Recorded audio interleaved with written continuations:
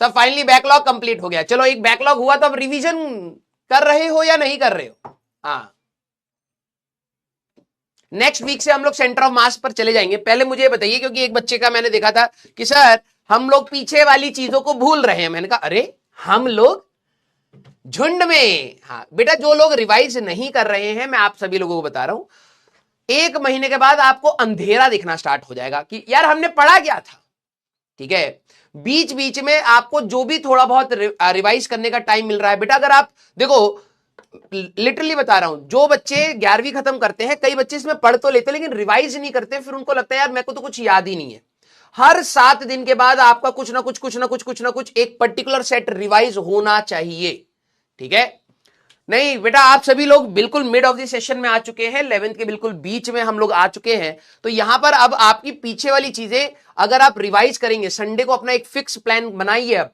ठीक है, संडे को एटलीस्ट अपने 2 आवर्स का रात को अपना कोई एक्स्ट्रा क्वेश्चंस नहीं करने। कुछ को लगता है यार मैं एक्स्ट्रा क्वेश्चन नहीं करूंगा तो मैं पीछे रह जाऊंगा। बेटा रिवाइज कर नहीं करेगा तो बहुत ज्यादा पीछे रह जाएगा। तो प्लीज आप सभी लोग अपने संडे को, ठीक है, एक फिक्स स्लॉट जरूर रखिए। मेरी बात को अगर जो बच्चे मानेंगे उनको इंपैक्ट फील होएगा। अपने 2 घंटे फिजिक्स, 2 घंटे केमिस्ट्री, 2 घंटे मैथ। सर रिवाइज में क्या मुझे सॉल्व करने सवाल नहीं, आप बस अपनी थ्योरी पढ़िए, फॉर्मूला पढ़िए, देखिए, याद करिए। कलम नहीं चला रहे कोई दिक्कत नहीं, ये वो वाला रिवीजन नहीं है जो वो प्रैक्टिस होती है बेटा, कि आप सवाल देखते हैं क्लास में कराए हुए और फिर उनको खुद से दोबारा करने की कोशिश करते हैं। That is called practice. एक होता है रिवीजन, कि आपने नोट्स खोले, अच्छा सर ने ये बताया था, अच्छा सर ने ये बताया था, इसका फॉर्मूला ये है, उसको याद करा। एक रीडिंग वाला रिवीजन हमें चाहिए। क्लियर?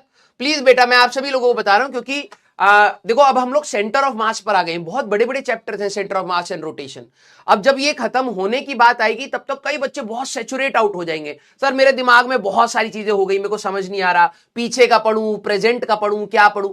तो आप सभी लोग क्या करें, अपने पीछे वाले पार्ट को रिवाइज करना स्टार्ट करिए, सच दैट जब तक हम लोग रोटेशन खत्म करेंगे, पूरी मैकेनिक्स हमारी खत्म होगी, तो एटलीस्ट आपने स्टार्टिंग से लेकर अभी तक रिवाइज कर लिया होगा।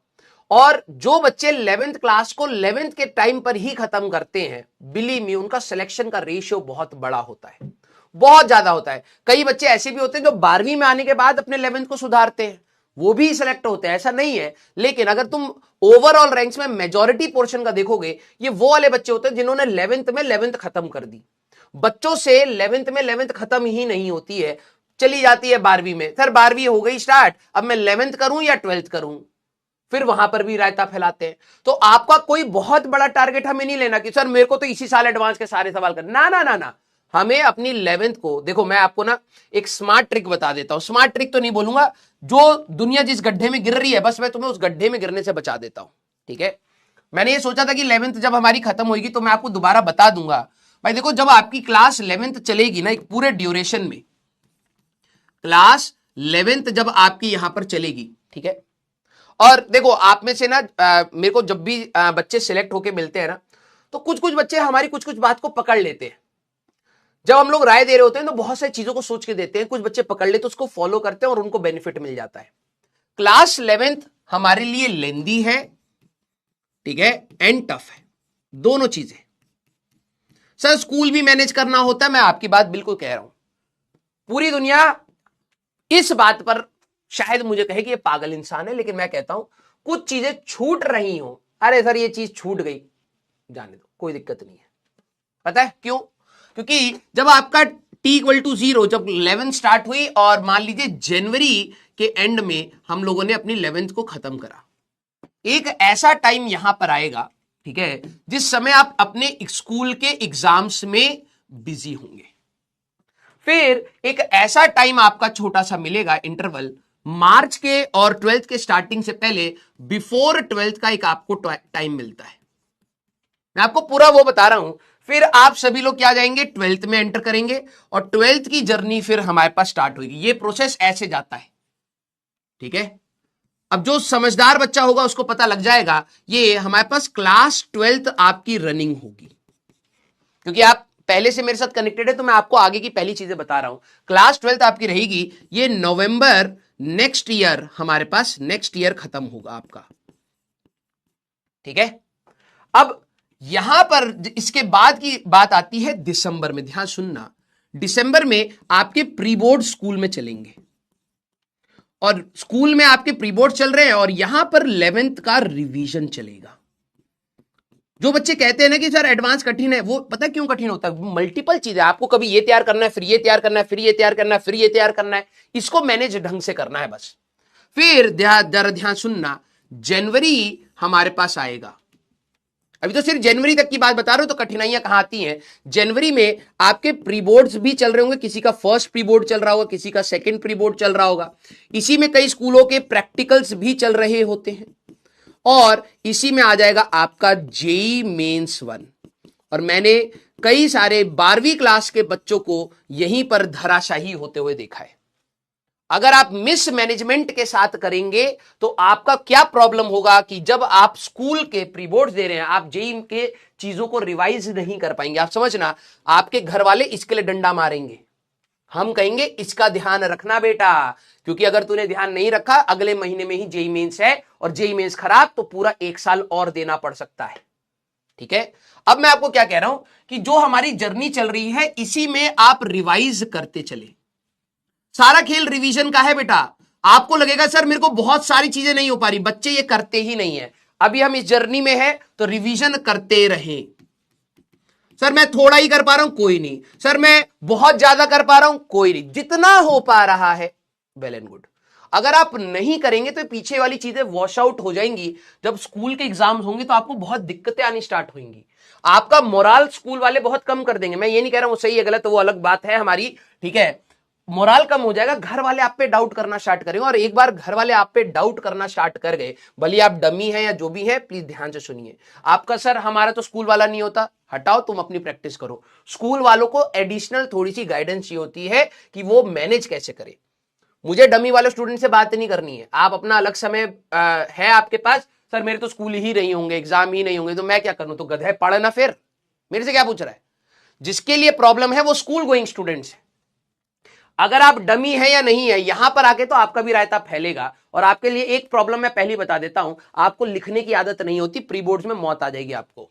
ठीक है, स्कूल वाले जितने गोइंग स्टूडेंट है बेटा, आप सभी लोगों के एग्जाम्स होंगे, यहां पे कंपटीशन की तैयारी रोक दीजिएगा। हमें कोई कंपटीशन की तैयारी नहीं करनी।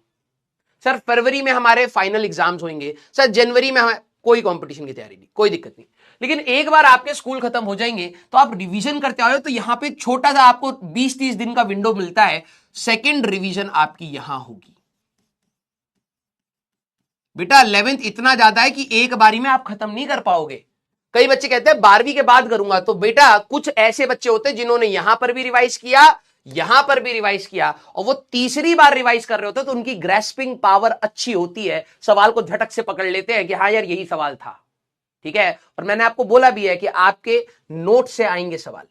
ठीक है, फिर जब क्लास 12 चलती है ना, तो बच्चे क्या होते हैं, यहां के बाद आते हैं, सर मेरी ना 11th खराब है, ठीक है, तो मैं क्या 12वीं के साथ जेई निकाल लूंगा? तो अब वो अलग रायते में फैलते हैं।